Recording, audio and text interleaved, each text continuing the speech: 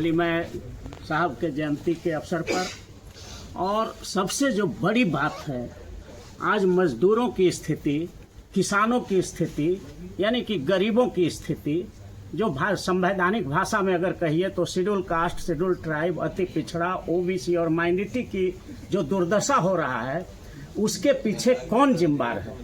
उसके पीछे जिम्मेदार है सत्ता का जो 4 पावर हाउस होता है, न्यायपालिका, कार्यपालिका, विधायिका और नेशनल मीडिया।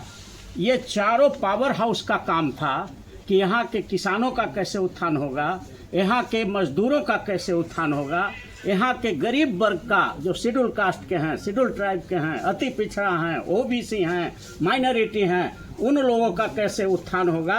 ये काम करने का जिम्मा इन्हीं 4 पावर हाउसों का था। लेकिन ये दुर्भाग्य है भारत जैसे देश का कि इन चारों पावर हाउस में आज अमीर लोग बैठा हुआ है। सारा आप देखिए, पूरा judiciary, supreme court, high court, जिला न्यायालय में एक भी गरीब का बेटा जज नहीं बनता है और न बन सकता है। जो व्यवस्था है उसमें कॉलेजियम सिस्टम है। ये बिल्कुल संविधान का आर्टिकल 1 से 395 तक हम लोग पढ़े, कहीं कॉलेजियम का नामो निशान नहीं है। लेकिन कुछ जजों ने बैठ करके अपने भाई भतीजा को बनाने के लिए कॉलेजियम बना दिया है। तो गरीब के लिए न तो पार्लियामेंट में कोई कानून बनता है मजदूर के लिए, न इसको सुप्रीम कोर्ट का भी इसको अपने मुद्दा में लाता है। कोई जजमेंट ऐसा नहीं दिया हो कि देश के गरीबों के हित में वो जजमेंट हो, क्योंकि वहाँ उसके लोग नहीं हैं। विधायिका में भी हमारे लोग नहीं हैं। और आश्चर्य चीज़ है कि मीडिया में अब आप लोग आए हैं तो थोड़ी सी आवाज़ हम लोगों की जा रही है, नहीं तो मीडिया भी ऐसा पूंजीपतियों के हाथ में था कि वो सिर्फ अडानी, अंबानी, मेहुल चौकसी, नीरव मोदी, विजय माल्या का ही न्यूज़ दिखाता है। और गरीब का मजदूर कहाँ गिर के मर गया छत पर, कहाँ उसके माने शोषण हो रहा है, कहीं दिखाने वाला कोई नहीं है। हम तो मांग करते हैं आज मजदूर दिवस के अवसर पर कि जितना भी बड़ा बड़ा अपार्टमेंट बने, जितनी भी बिल्डिंग बने पूरे देश में, उसमें मजदूरों का लिस्ट होना चाहिए जो काम किया है। और उन मजदूरों के लिए एक हॉल बनना चाहिए जो हमेशा रिजर्व रहना चाहिए कि उसको कभी भी ज़रूरत पड़े उस मजदूर को तो उस अपार्टमेंट के हॉल में आकर के इलाज के लिए आवे, परीक्षा देने के लिए आए, किसी काम के लिए आए, तो ये कानून एक बनना चाहिए। अपार्टमेंट एक्ट जो है उसमें संशोधन होना चाहिए कि मजदूरों का लिस्ट टांगो और उन मजदूरों के लिए एक हॉल रिजर्व करके उसमें बनाया जाए, ताकि उसका ये लगे कि हमने इसमें खून पसीना दिया है तो हमारा कुछ है। तो इस तरह के ड्रास्टिक चेंज के लिए मधुलिमय के जयंती पर हम लोग यहाँ जमा हुए हैं। लेकिन हमारे जो लोग हैं वो अभी मरे हुए हैं, अभी जागे हुए नहीं हैं।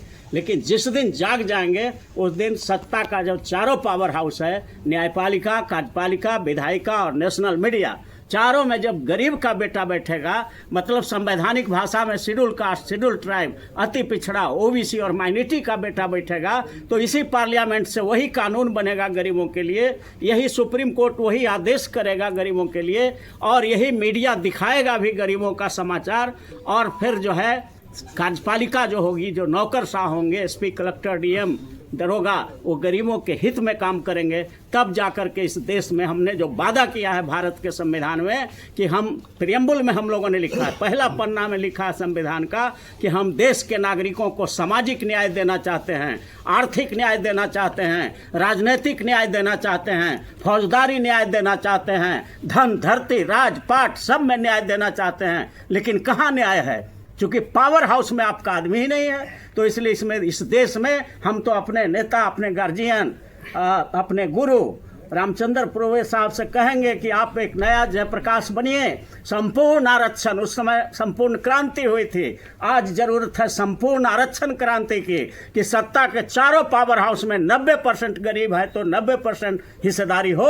ये लड़ाई आप लड़ें, हम लोग आपके साथ होंगे और ये पूरा देश में परिवर्तन होगा। तब जाके गरीबों को सामाजिक न्याय, आर्थिक न्याय, राजनीतिक न्याय, फौजदारी न्याय, धन, धरती, राजपाट सब में न्याय मिलेगा। देखिए, पक्ष विपक्ष नहीं है, अभी तो जो हमारी राजनीतिक संरचना है वही वर्गों में बटा हुआ है। नीचे से लोग जाते नहीं, ऐसी बात नहीं है। आज हमारे राष्ट्रपति आदिवासी समुदाय से, हमारे प्रधानमंत्री अपने को पिछड़ा कर, राज्यों में हमारी राजनीति में हमारे पिछड़े वर्ग के लोग रहते हैं।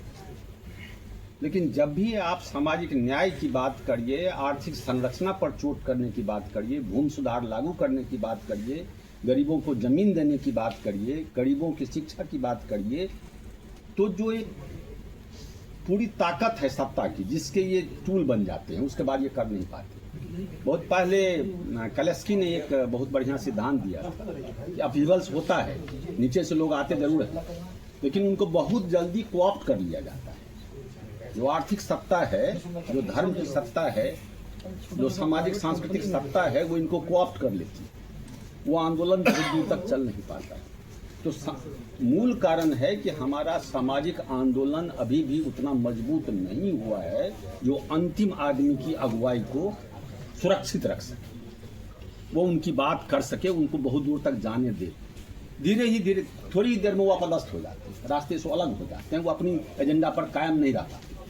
हमारे यहाँ बड़े बड़े मनीषी हुए, बिहार में ही कर्पूरी जी हुए, भूमि सुधार नहीं ला पाए, लालू जी हुए, भूमि सुधार नहीं ला पाए।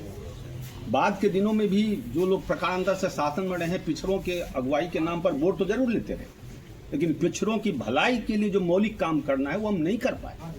ये हमारी कमी रही। स्कूलों में 90% लोग गांव से गरीब के बच्चे पढ़ते हैं। क्या जरूरी थी कि हमारे पास में कुछ लोगों के लिए अलग से व्यवस्था बने?